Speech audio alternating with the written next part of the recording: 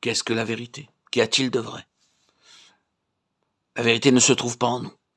Nous ne sommes vrais dans aucune partie de notre être.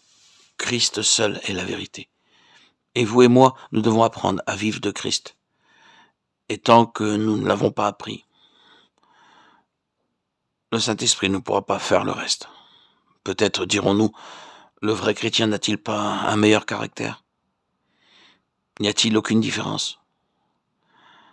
Un chrétien aurait-il raison d'être irritable? Et tout cela. Je ne dis pas cela. Je ne veux pas vous laisser croire cela. Je dis que dans l'école de Christ, jusqu'à ce que vous et moi nous ayons appris à nous saisir de Christ par la foi, le Saint-Esprit n'aura pas de base sur laquelle il puisse agir pour nous rendre conformes à Christ. Si nous continuons à vivre sur la base fausse de ce que nous sommes en nous-mêmes, le Saint-Esprit nous laissera. Mais lorsque nous en arrivons à vivre par la foi en Christ, le Saint-Esprit peut nous faire réaliser la vérité de Christ en nous, nous enseigner la victoire, nous enseigner la maîtrise, nous apprendre par la délivrance à ne plus devenir la proie de nos sentiments bons ou mauvais, à ne pas vivre en nous-mêmes et à vivre sur un niveau entièrement autre.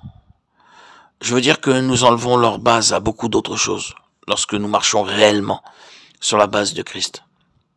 Prenons par exemple l'irritabilité. Quelqu'un d'entre nous, nous pouvons naturellement n'avoir jamais souffert dans cette ligne, mais il y en a d'autres parmi nous qui savent bien ce qu'est cette bataille.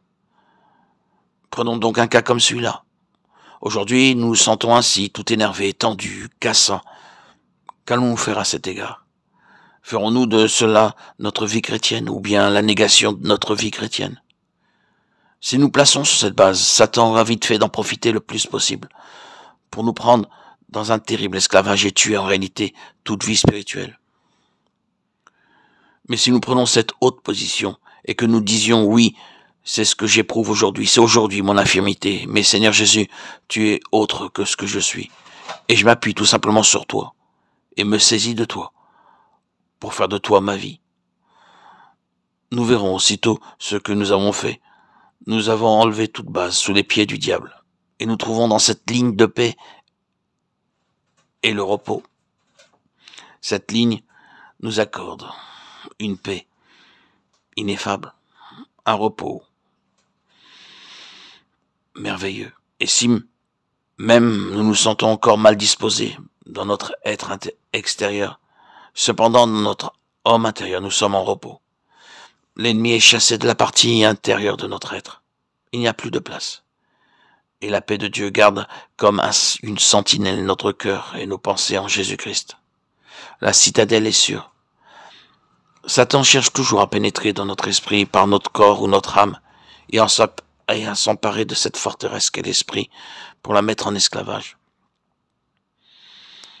Mais nous pouvons demeurer entièrement libres alors même que nous nous sentons très mal extérieurement. C'est la liberté par la vérité. C'est cela la vérité. Non pas une chose, non pas une affirmation, mais une personne. C'est ce qu'est Christ. Et Christ est entièrement différent de ce que nous sommes.